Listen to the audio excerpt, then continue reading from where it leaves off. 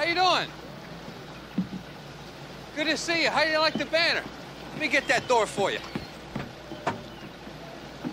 Let me get that door for you. Here, I'll get the cab. How you doing? Here you go, buddy. Listen, just keep the change, all right? Oh, man. Where's my boat? Oh, boy, it's good to see you, huh? How was your mom? She's fine. Where's my boat? Is that all you can say to me? Where's my boat? How do you like the banner? Isn't it great? Look at it. Welcome home, Cody. I love it. Where's my boat? What, the Riptide? Yeah. You want a drink? Where's my damn boat? Look, don't panic. The boat's fine. It's all right. Look, I was hoping the boat would be back before you got back. Well, look, you remember what you said to me before you left? You said, Nick, I really shouldn't go because the hull of the Riptide needs scraping. You remember that? Yeah. Well, what I did is I took the boat over to Dick's place to have the hull re-scraped and painted. On me. Happy birthday. Nick, you did that? Yeah. You did that? Oh, Nick, man, I don't know what to say. Well, I think a handshake and thank you would be appropriate. You're right. Thank you very much. Yeah. Thank you. It's not my birthday. So, look, I'm early, okay? Big deal. Listen, by the way, Murray had to go to San Diego on some software convention, okay? And I told him it was all right for him to borrow your car. You gave my car to Murray? Yeah, you don't mind, eh? What the hell? He needs a car, right? Look, in the meantime, I thought maybe what we'd do is stay at the Windhaven Motel, okay? All on me. What do you say? Sure. Thanks, Nick. Come on. Okay. How far is this hotel? It's not far. It's right up the street. Yeah? Yeah. Why don't we just drive? Drive? Well, because Murray's got your car, and my car's in the shop, you know, being tuned up. Oh. Hey, Cody! Hey, Dig, how are you? Oh, well, fair, medium, pretty good, mediocre. Listen, usual. Dig. Hey, I'm glad I ran into you. Can we get back to you a little later? Because we gotta... Probably We not. gotta Probably not. No. I just wanted to tell you it's going to be a little longer on the Riptide. That's okay, Dig. Take as long Oh, as you yeah, want. I it's don't all right. care. Yeah, it's no problem. Take it till the end of the week if you want. End of the week, it'd probably be the end of the month. A month? You need a month to scrape the hull? Come on, what are you talking about? You work faster than that, don't you? First, I have to rebuild the hull. Rebuild the hull? I'm dead. Oh, Nick didn't tell you. You should have been there. I mean, man, it was hilarious. Took 3 cruisers to pull him off the jetty in the middle of the night. Thanks a lot, Dick. Appreciate it. Hey, no biggie. I mean, what are friends for? Well, I thought I'd just tell you 3 weeks minimum, or longer if the engine block is cracked.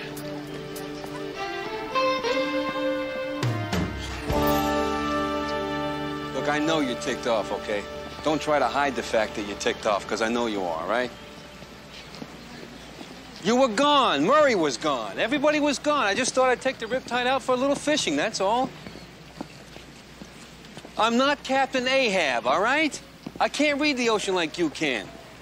Stupid place to put a jetty anyway, if you ask me. Oh, look, here's our room, number 3. Come on. This is a nice room. You're gonna like it. It's not bad, really. Huh? See? Look, are you gonna talk to me or what? Say something, will you? Forget it. I want to cut you up into little pieces and throw you to the fish. Okay, that's fair. See, I asked you in the first place if you were mad. I knew you were mad. Well, how do you like it? How could you do that, Nick? How could you do that? How the hell could you take my boat? My boat! And you didn't even ask me. You don't know the first thing about navigation. You could barely pull in an anchor, and at night? It wasn't at night. It was in the middle of the day when I got stuck. And when I got stuck, I just thought I'd float off when the tide came in. And? The tide went out. Look, I've taken care of everything, all right? The boat's gonna be back in the water before you know it, all right? So get off my case. Good afternoon. I'm looking for a Nick Ryder, please. And? The Nick Ryder who was assigned to the 1st Air Cavalry in Vietnam. I believe that he attempted to rescue Lieutenant Barry Gordon at great risk to himself. Yeah, that's me. That's Nick. I mean, I'm Nick Ryder. Mr. Ryder, my name is Eric Bolvis. Yes, I'm the attorney for the Gordon family. Barry's father, Robert K. Gordon, was tragically killed in a fire last month. You were named as a beneficiary of the estate. Consequently, there is a check awaiting you in escrow in the amount of $333,333.33. My name is Pierce Finner of the Town Ends Insurance Company. As Mr. Bolvis has informed you, most of Robert K. Gordon's estate is being sold to cover his, numerous debts. However, I'm sure you'll be pleased to learn that Mr. Gordon was personally insured for fire with the principal sum of $2 million. Now, as per company policy, I will read from the beneficiary list as he wrote it. $2 million? Well, it's obvious he had a fear of fire. I mean, look around the place. To be divided equally among the following. My dear brother, Lewis Gordon. His advice was selfishly given and wisely taken. His daughter, Helen, and her husband, Brian. There was a time I used to bounce Helen on my knee. Those times are gone, but the memory lingers. His knees are probably gone, too. Will you stop? Nurse Darla Winters, who protected me from the world and, at times, from myself. My niece, Beverly. Being a rich man has its drawbacks. One of them is loneliness. I am lucky I had Beverly to talk to. And finally, Nick Ryder, who risked his life to try to save the life of my son, Barry. He reaffirmed my belief in people. Sign this day, etc., etc. Now, the Town Ends Insurance Company will begin our investigation immediately. An investigation? What the hell are you talking about? Mrs. Dent, this is an insurance matter. Mr. Fenner has to investigate. Well, that concludes the reading of the estate. Thank you all for coming. Tea will be served on the terrace. Thank you so much. Oh, certainly. Nick, I don't get it, you know. I pulled your butt out of the fire 1,000,000 times. What do I get for that? Oh, you get to watch me get rich. Let's go have some tea. Say what? Can we help you? It wasn't an accident. Uncle Bob was murdered.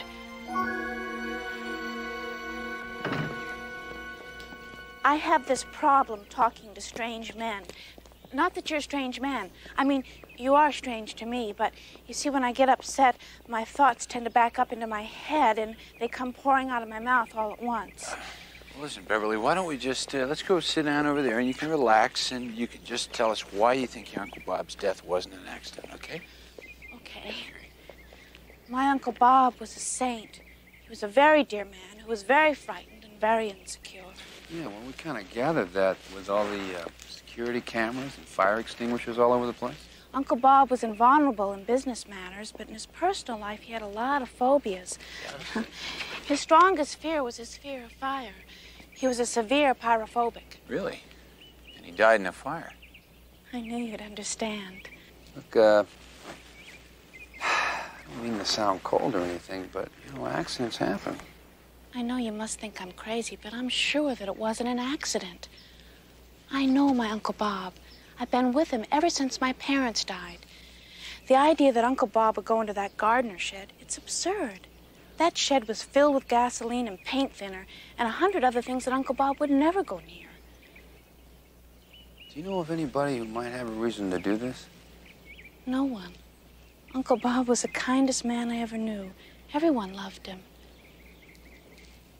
See, men have never really noticed me, and that's okay. I mean, I know I'm not very exciting, but Uncle Bob, he made me feel special. He needed me. I don't quite know what I'm going to do without him. Beverly, he must have been a great guy. Well, he was. You would have liked him, Cody. I don't know if this would help, but I did hear him arguing on the phone several times with someone about money. Well, money's always been a pretty popular motive for murder. Well, maybe we could look through his financial statements and see what comes up. Will you take the case? We can certainly check around for a few things, yeah. You're wonderful. He is, isn't he?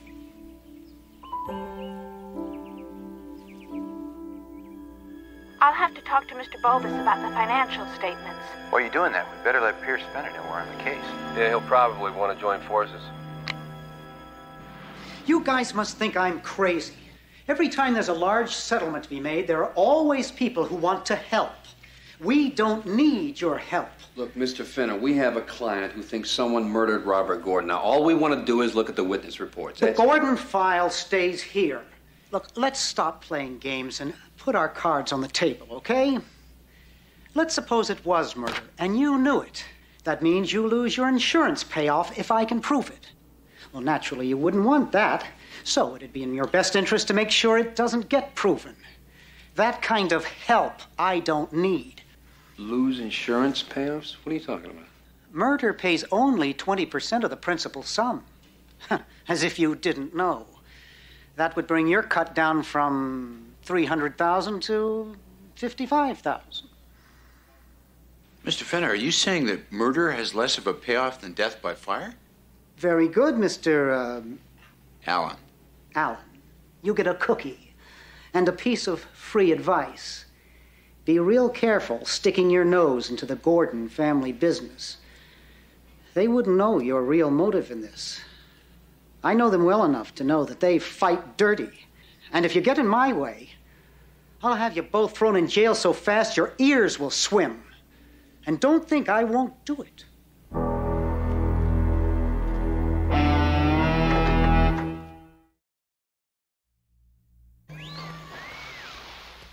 Okay. Dash, comma, 3, return. Look at all these credit cards the banks are sending me. Boy, news of wealth travels fast, man. These guys don't waste any time, do they? It's great. Here's something for you. Kind of smells nice, too. Smell it. Nice, huh? Whoa. Yeah. This may be just what I need, huh? Cody, thanks ever so much for hearing my cry for help. Let me know if you need me. Love, Beverly. Oh. Well, I'm sure she meant it for both of us. No, my name's not on it, pal.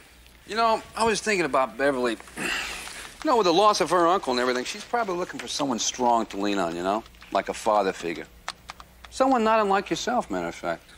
I'm not listening to you because that's ridiculous. Now, get back to the case, okay? How are we going to get the witness statements out of the police files without Murray? Call Murray and ask him how to run this stuff. There you go. Hello? Yeah, hello. Who's speaking, please? Tippy! Tippy. Tippy, is Boz there, please? We have plenty of booze. Come on up. Murray's having a party in his room. Can you believe this? And I'm on the phone with some chick named Tippy.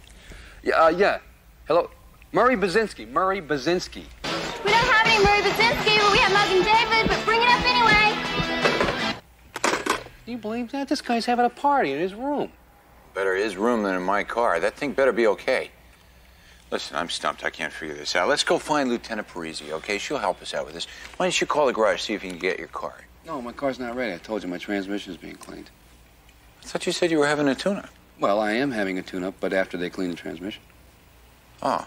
Well, we can't keep taking cabs. It's too expensive. What are you talking about? Look, we got Mr. Plastic here, man. We can rent a car. Look, how would you like to drive in something big and expensive for a change?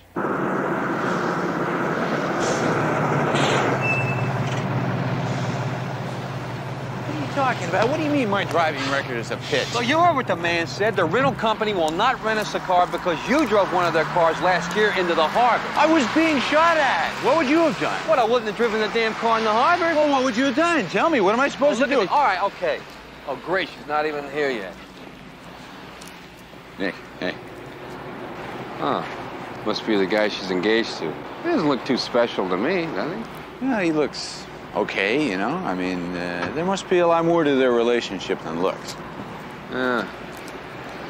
Must be one of those organic things or chemistry or something like that. Yeah, that must be it. Yeah, chemistry. Gotta be. Hi, guys. What's up? How you doing? Hi. How are you? Good. So what can I do for you guys? Well, you ever heard of Pierce Fenner? He's a low-down, stumpy, macho, self-centered, chauvinistic twit. Oh, so you've met Pierce Fenner. Now I know why some animals eat their young. Yes, I met him. He barged into my office and demanded that I not let anyone see the witness statements until he had completed his investigation. He quoted the law to me. Unfortunately, he's right. So if you guys are in here for the witness statements, you're out of luck. The law's the law. This would be a simple case if we could get a little cooperation from this guy. What are you guys looking for anyway? If you just keep your mouths shut, you'll end up with a substantial amount of petty cash. No, look, we know that. It's just there's something about this whole thing doesn't make sense, that's all. Well, since Weaselface wants us handled by the book, gentlemen, according to the law, I can't release the reports to an ongoing investigation. However, the coroner has completed his investigation, and that report is mine to do with as I please. And I please to give it to you if it will be of any help. But if it's the witness statements you really want, you're gonna have to figure out something else.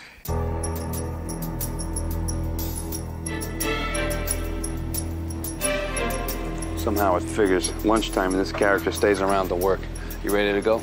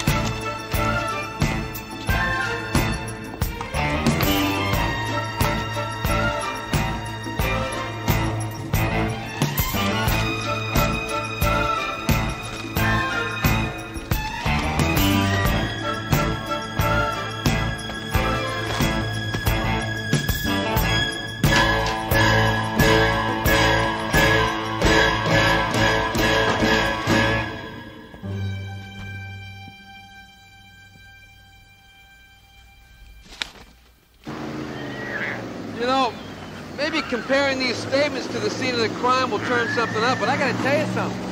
I can't find anything in here that's gonna make me believe that Robert Gordon's death wasn't accidental, you know? Yeah, except one thing, you know? His fear of fire. Yeah. Okay. Now there's the shed, right? Yeah. Down here's the barbecue pit. According to this, Robert Gordon was standing over there, well away from the barbecue flames. And he walks to the shed for something or another. Right. The wiring short circuits, and then boom, instant inferno, right? Now, according to this coroner's report, Gordon had a heart attack before he could get out. Yeah. Nick, listen, you know what? What? I really think we're missing something here. What? What do you mean? Listen, you remember what Beverly said about Robert Gordon's fear of strangers or burglars? I mean, that's why there are all these security cameras. Right. So where's the one right here? Now, that one over there covers the back of the house, all right? Right. All right. That one over there covers the beach. Right. But where is the one that covers the barbecue and the shed over here? Hey, Nick, wait a minute. Come here. Look at this. There's a mount up there, right? Doesn't it strike you as being a little weird that the one camera that would have covered the accident is missing? Yeah, maybe somebody took it down so the police wouldn't find it. Maybe. Listen, security cameras usually run into a tape machine, right? Right. So if there was a camera up there during the accident, maybe there's a tape of it somewhere. Yeah, but where?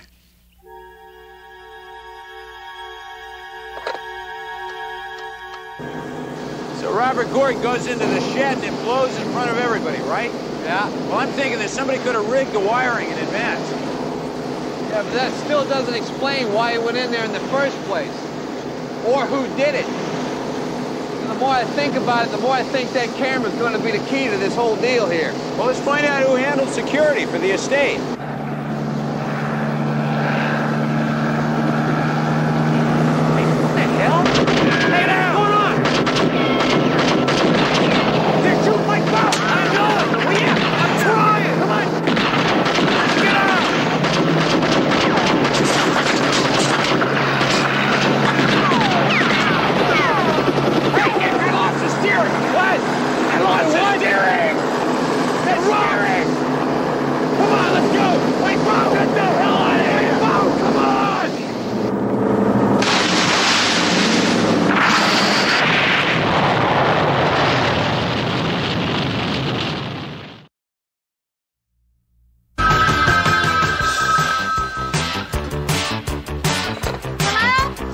Yeah, I'd like to speak to Dr. Murray Basinski, please.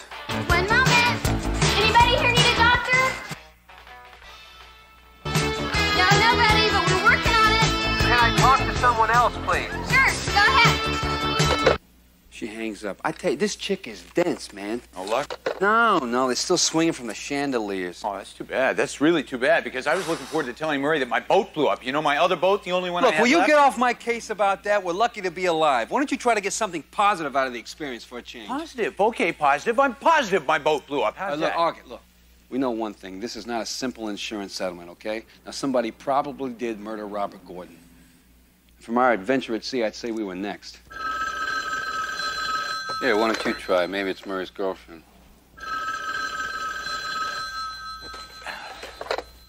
Hello? Hello, Cody. It's Beverly. Oh, hi, Beverly. What's going on? Well, I managed to get Uncle Bob's financial statements. Well, would you like to see them? Yeah, sure. That'd be great. Beverly, who runs security for the estate?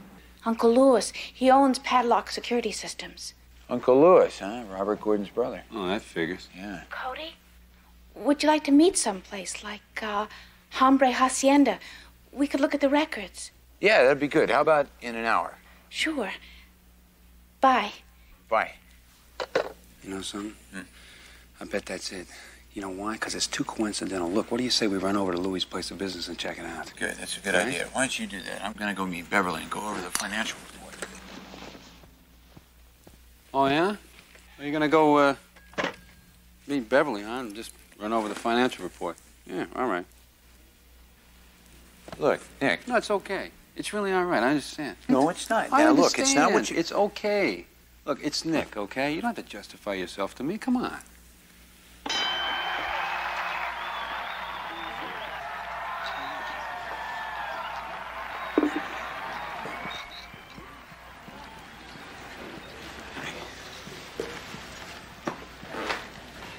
Hi, Beverly. Here, sit down.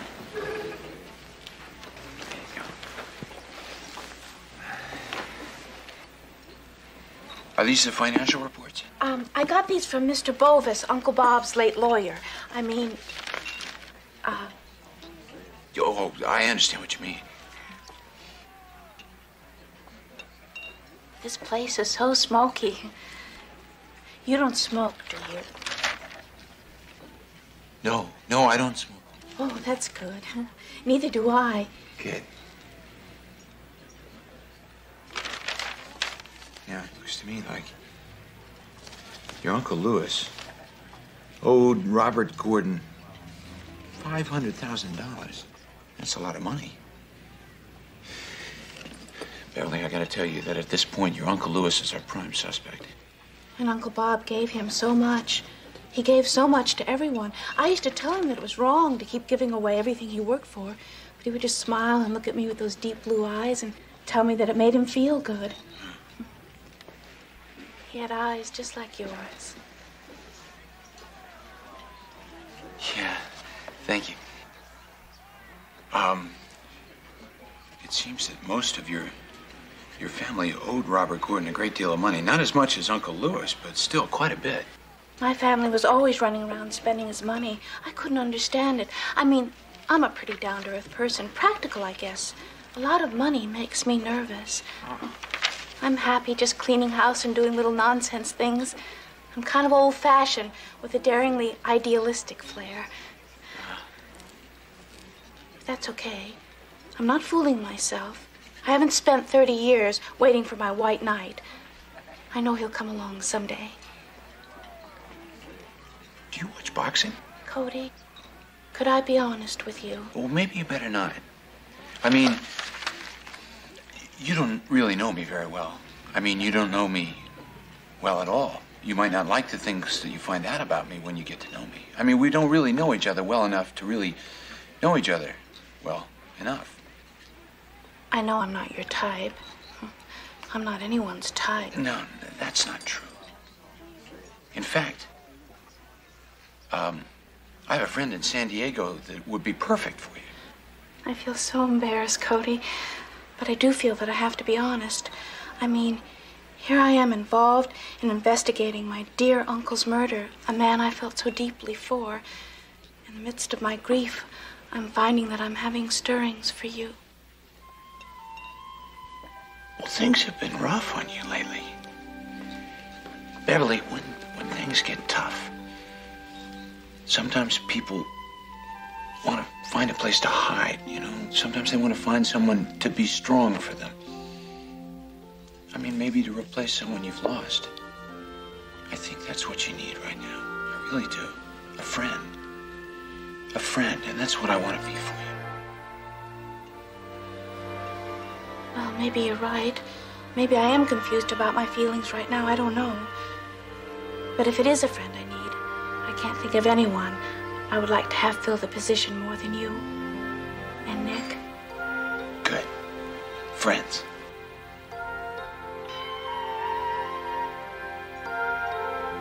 Hey, my friends! Cody, what's the matter? General George's Used Cars accepts all kinds of deals. Fine beauty like this. Only one previous owner. $13,000 and you drive it off the lot. Bring your heap in and we'll give you cash on the spot. Beverly, excuse me, do you mind if I leave? Can I take these with me? Oh, sure. Great, thank you. I've got to go do something that I've got to go do, okay? Oh, and thanks for the talk. And don't forget your friend in San Diego.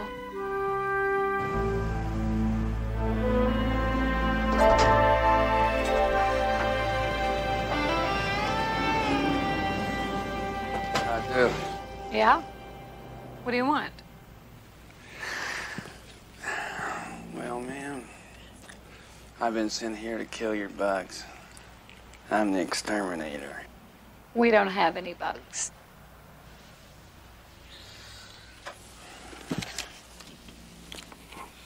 You want a shock? It's just what they want you to think, ma'am. But they're watching you, and they're waiting. They're waiting for their chance to crawl up your leg. Ain't that a shocker? Okay, go ahead. Do whatever it is you do. Well done.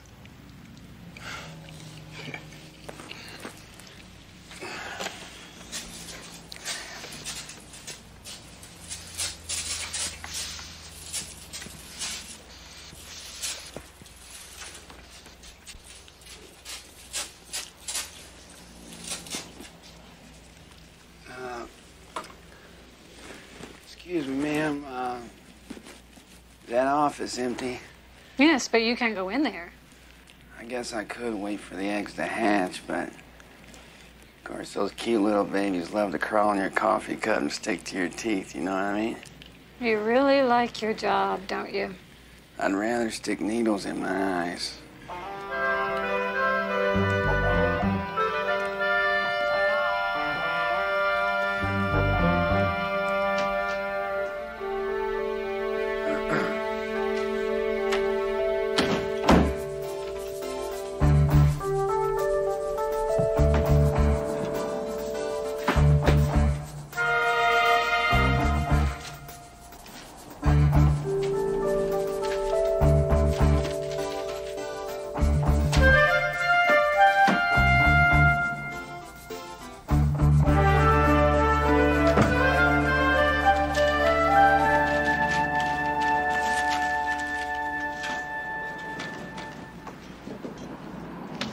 What do you mean there's an exterminator? Did you order anything? No.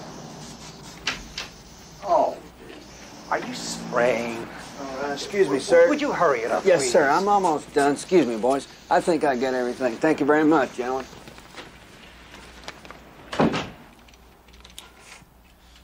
Excuse me, ma'am. You might want to step outside till I'm done. This gas here leaked the old brain cells, know what I'm saying? Sure. I appreciate it. Anyway, if I don't get that money, they'll kill me. These detectives are a little slicker than we thought. Besides, they can't do anything about any evidence. They already know about the camera. Maybe you should destroy the tape. After all, it incriminates you along with the rest. The rest don't have bookies breathing down their necks. No, I need all the money, or I'm dead meat. The tape stays here in the safe until I can figure out what to do about these guys. I'll get going on it right now.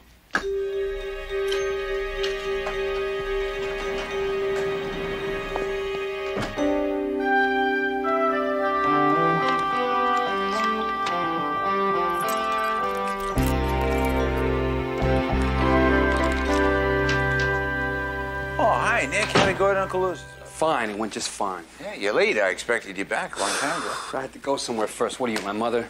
Why, Nick, you're upset. What's the matter? You look like you lost your best friend. No, I didn't lose my friend. I just lost somebody, or what? Something. A guy had something. Never mind. It doesn't matter now. It's too late anyway. Forget about it, all right? What? Come on, what? The car, man. The car is gone. They sold the car right out from under me, just like that, all right? I don't want to talk about it. Your car? Yes. Oh, Nick, your car? They sold your car? That's terrible. Jeez, I hate to see you like this. Listen, Nick. Listen, why don't we go for a drive? You can cool off. All right, yeah, let's go for a drive. That's just what I need right now. What are we going to drive in? What? I can't believe it. I can't believe you. You went out and you bought my car. No, Nick, no. I went out and I bought my car. There's a difference.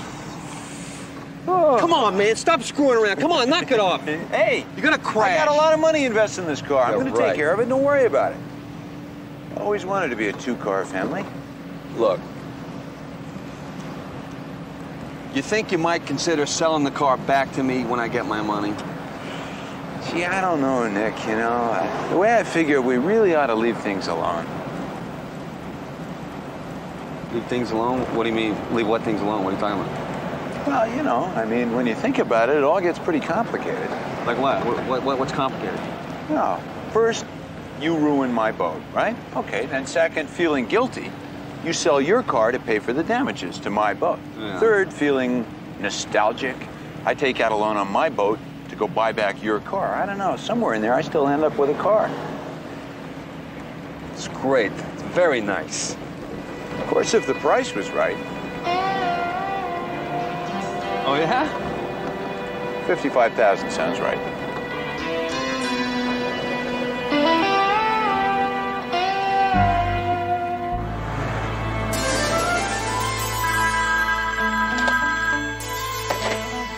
Hello.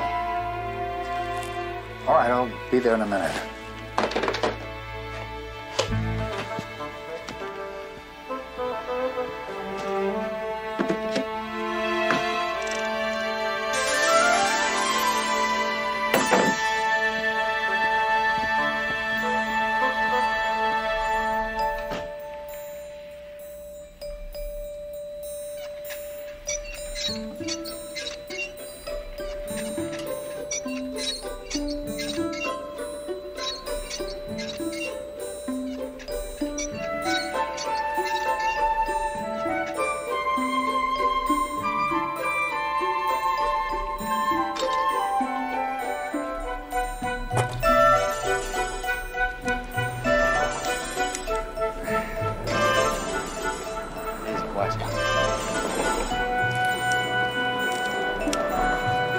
Get it unlocked.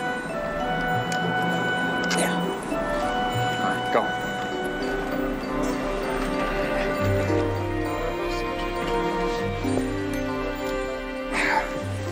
Yeah, close. This guy primitive or what? Yeah, lucky for us.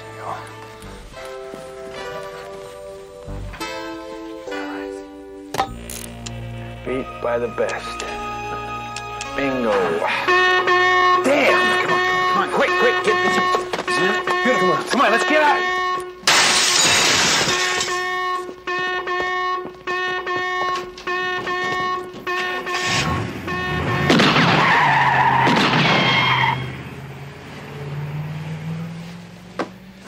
They've got the tape, damn it, they've got it. I'll phone him. No, they'll have to look at the tape first before they go to the police. I'll find out where they're staying. Then, call the family. I want them all in on this.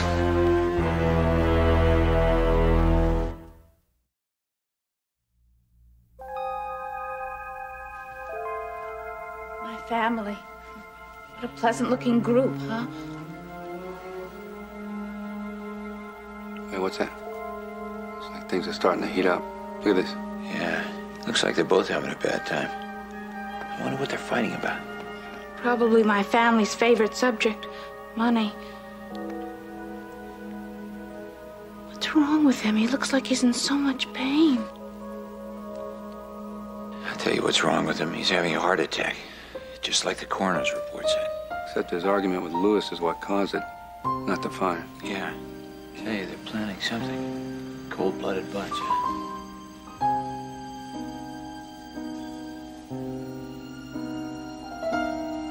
This explains how he got to the shed. Yeah. Exactly.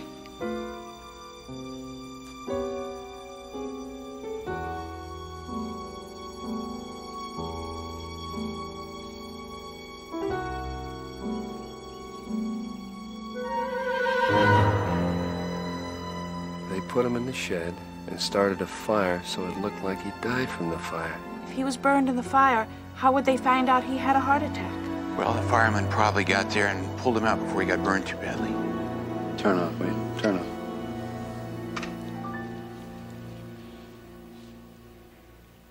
Beverly, are you all right? They just let him die. How could they do that? How could they just think about money when one of the kindest, most generous men in the world? Just thinking about what Finner said. You know, about fire paying off more than murder. What if heart attack isn't so high on the list either? Death by a heart attack pays off a total of $1,700. $1,700? Are you kidding? That can't be right. I don't believe that. Uncle Lewis knew all about that. He worked so closely with the insurance companies installing security systems. He knew all about the specifications of a policy. What? He worked with the insurance company? You think that's why he's been stalling us? Yeah, that's gotta be it. What do you mean? We'll explain it to you on the way. Let's get this tape to Joanna. Yeah. Back off.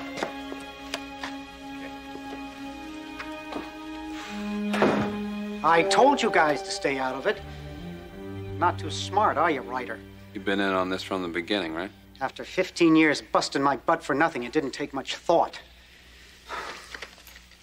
You really should be more careful with your things, Lewis. Let's go. We've got a meeting to attend. I don't want us to be late. Well, I'm glad you could all make it. What are they doing here? Shut up, old lady. I'm in charge here. As much as I hate cliches, I have some good news and some bad news.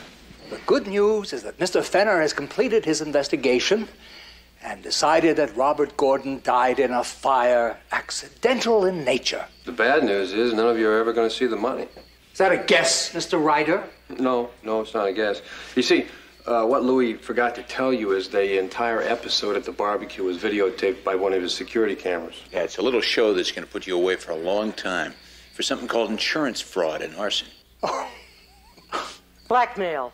He wanted it all. Don't make me out to be so greedy. I'm just taking half of it. Mr. Fenner, our friend, gets another fourth, and what's left, well, you'll divide that among yourselves. Well, what about them? They know too much. 3 more logs on the fire shouldn't hurt, so to speak. Wait, could I have one last cigarette? Murder? You're talking murder? I want no part of it. Neither do we. This has gone far enough. Besides, you can't blackmail us. You were in on this just as much as we were. Now, what I say goes. You were all agreeable to this when it was just a matter of sticking the old man in the shed, weren't you? I've got too much at stake now. Going to jail is the least of my problems. I'll dispose of every one of you if I have to. Because I have nothing to lose, you understand? Nothing. You're a bad man. Yes, you're right. I am a bad man. Take them out.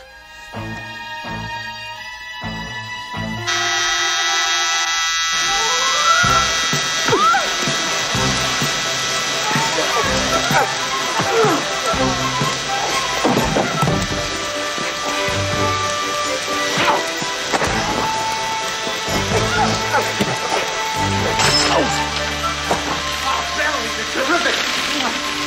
Nick! Here, take care!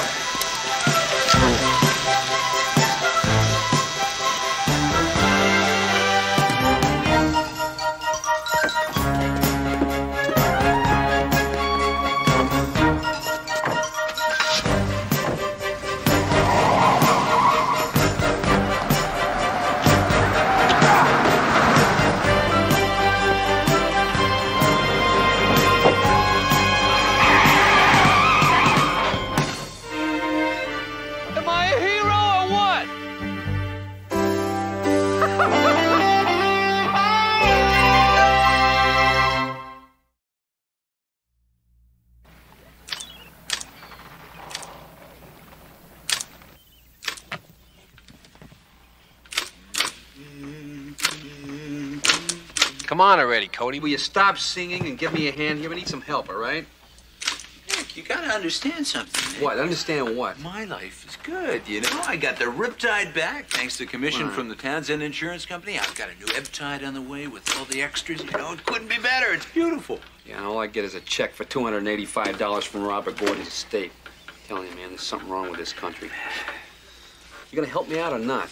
I don't send these credit cards back tonight. They're gonna charge me the annual fees, and believe me, $285 ain't gonna cut it. Beverly. Hey, look at that. Check for $400. Yeah, she says it's payment for 2 days' work. Cody, I want to thank you again for everything, and don't forget your friend in San Diego. She's a nice girl. Yeah, she is a nice girl. Dad.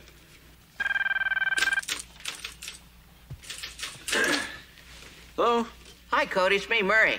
Hey, Murray. How's the party, Murray? We've been trying to get in touch with you. You have? Oh, gee, that's odd. I wonder why I didn't get any Oh! I forgot to tell you. Things have been so hectic. I changed rooms. You see, I needed the morning sun for the Roboz's battery pack, so I changed rooms. Murray changed rooms. Oh, really? Oh, that explains the party, huh? Yeah.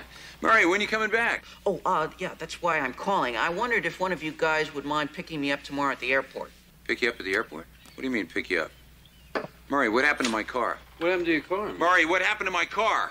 Well, you're going to find this fascinating, Cody, but you know how when you park in a space for a compact car, you're always worried in the back of your mind that some guy in a big car is going to come along and park in the space next to you and rip the fender off the frame? Hello? Hello?